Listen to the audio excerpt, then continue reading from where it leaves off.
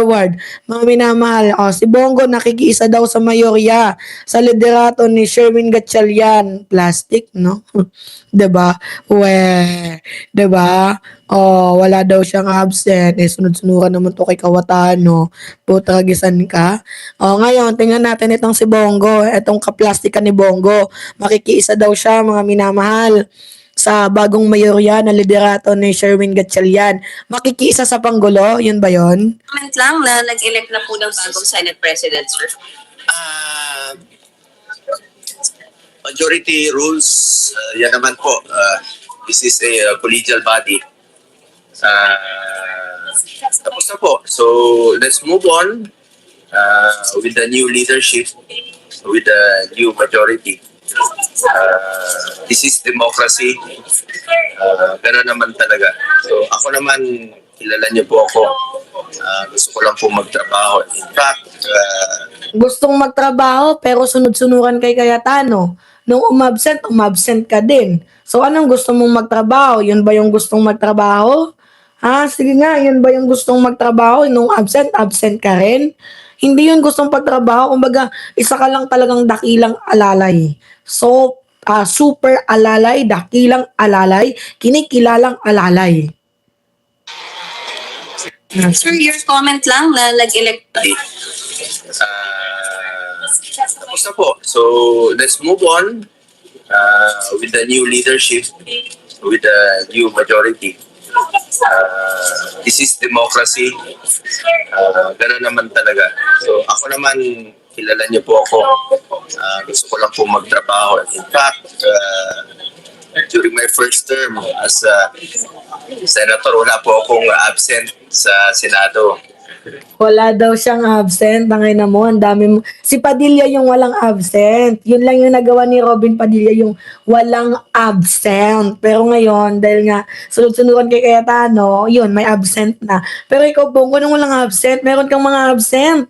Di ba, mga minamahal? Etong si Bongo, wala naman yung pangalan niya kung wala si Digong. Kaya tingnan nyo, dakilang alalay pa din to hanggang ngayon.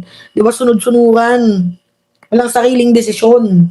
Sa first 6 years ko po, hindi po ako nag-absent. Gusto kong magtrabaho tayo para sa ating mga kababayang Pilipino.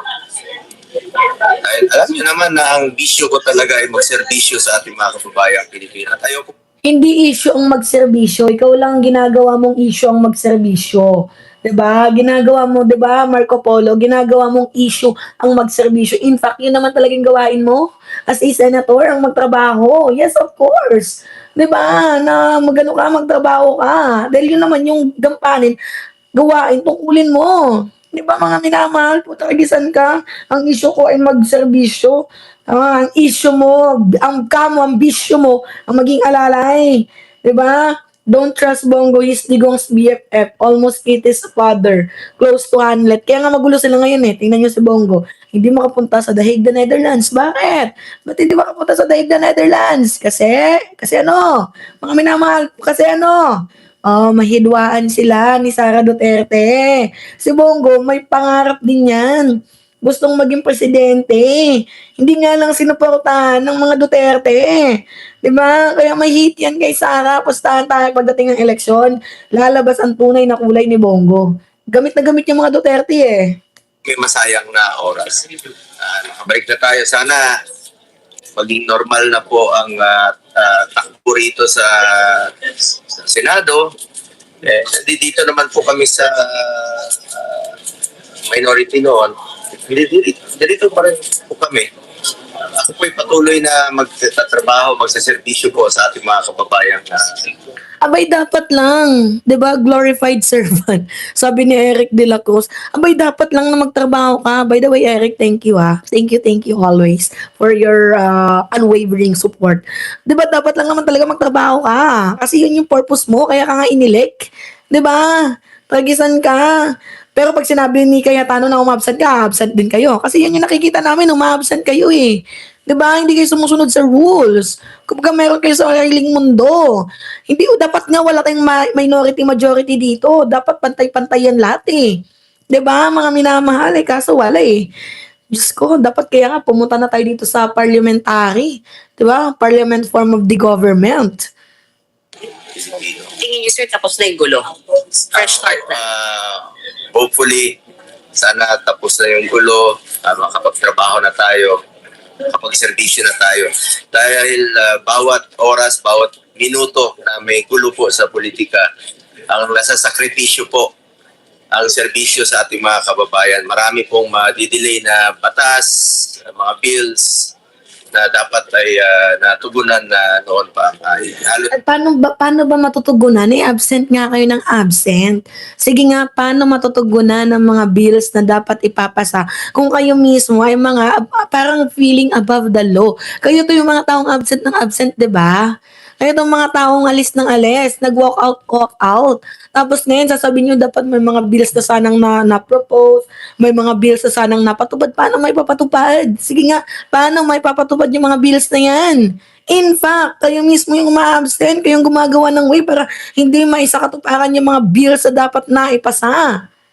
Isang buwan rin po ang nasayang sa gulo dito sa Senado. Sir, Ako na Isang buwan ang nasayang dahil kay Alan Peter Cayetano. Bongoloid ka talaga, bongo. 'Di ba? Oh, isang buwan, ikaw na mismo yung nagsabi, isang buwan ang nasayang dahil sa kaguluhan sa Senado. Sino ba ang Senate President? Si Alan Peter Cayetano. So bakit parang kasalanan pa ng administrasyon? Ba't parang may paninisi pa dito sa admin? Ganyan ba kalakas yung tama mo, Bongo? naman, tutulong po ako, susuporta po ako sa mga programa, sa mga bills o sa mga batas na makakatulong talaga sa mga mahihirap nating kababayan. nakakaasa po ng suporta, sir. Puro na lang may hirap nating mga kababayan. Lagi nyo na lang sinasabi may hirap. Puro na lang dinadamay nyo kaming mga nasa lowest, mga poorest of the poor. Dinadamay nyo na lang kami palagi para sa mga mahirap. Pero hindi naman namin nararamdaman na nagtatrabaho kayo. Kasi puro ang ginagawa ninyo pamumulitika. Di ba? Oh, puro na lang Sara Duterte ang buwang bibig ninyo. Iligtas si Sara. Di ba? Yung bagong mayorya sa inyo, sir. Basta sa kapakanan, halos isang buwan rin po ang nasayang sa gulo dito sa Senado. Ako naman, tutulong po ako, susuporta po ako sa mga programa, sa mga bills o sa mga batas na makakatulong